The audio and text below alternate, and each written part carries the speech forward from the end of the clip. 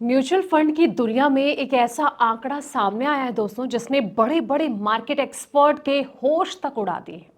एक साल में 46.6% का रिटर्न। जी हाँ, आपने बिल्कुल सही सुना। एक ऐसे इंडेक्स फंड ने धमाका कर दिया है दोस्तों, जिसने एक्टिवली मैनेज्ड फंड को भी बहुत पीछे छोड़ दिया। अगर आपने भी इसमें सिर्फ एक साल पहले पैसे लगाए होते तो आज आपकी चांदी हो गई होती। आखिर क्या है इस इंडेक्स फंड का नाम और कौन से हैं वो टॉप 5 फंड जो इस लिस्ट में बाजी मार ले गए हैं। देखिए सनसनीखेज रिटर्न की पूरी इनसाइड स्टोरी हमारी इस स्पेशल रिपोर्ट में, इसलिए वीडियो को एंड तक जरूर देखें। नमस्कार दोस्तों, मैं हूं आपके साथ संध्या बिष्ट और आप देख रहे हैं the economic times Hindi. Mutual fund में निवेश करने वाले और पैसिव इन्वेस्टमेंट को पसंद करने वाले निवेशकों के लिए बड़ी खबर है दोस्तों। बता दें कि 30 जून तक के आंकड़े की अगर बात की जाए तो एसी म्यूचुअल फंड डेटा के मुताबिक इंडेक्स फंड अदर्स कैटेगरी में ICICI prudential Nasdaq 100 index fund ने रिटर्न के मामले में सबको पीछे छोड़ते हुए पहला स्थान हासिल किया है। इस फंड ने पिछले एक साल में अपने निवेशकों को 46.6% का बम्पर रिटर्न दिया है। इस शानदार प्रदर्शन के साथ इसने Motilal Oswal S&P 500 index fund और Motilal Oswal BSE enhanced value fund जैसे बड़े फंड्स को भी काफी पीछे छोड़ दिया है। तो आइए जानते हैं इस कैटेगरी के टॉप 5 फंड्स का आखिर पूरा रिपोर्ट कार्ड और उनका परफॉर्मेंस कैसा रहा है। तो दोस्तों बता दें कि बेंचमार्क इंडेक्स को भी जो बड़े अंतर से इसने पछाड़ा है।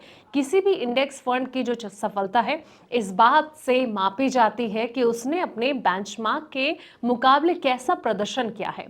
ICICI prudential Nasdaq index 100 index fund ने इस मोर्चे पर भी बाजी मार ली है।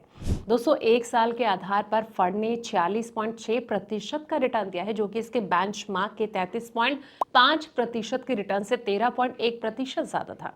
3 साल के आधार पर फंड ने 31.5% का वार्षिक रिटर्न दिया, जो कि इसके बेंचमार्क से 25.9% के रिटर्न से 5.6% ज्यादा है।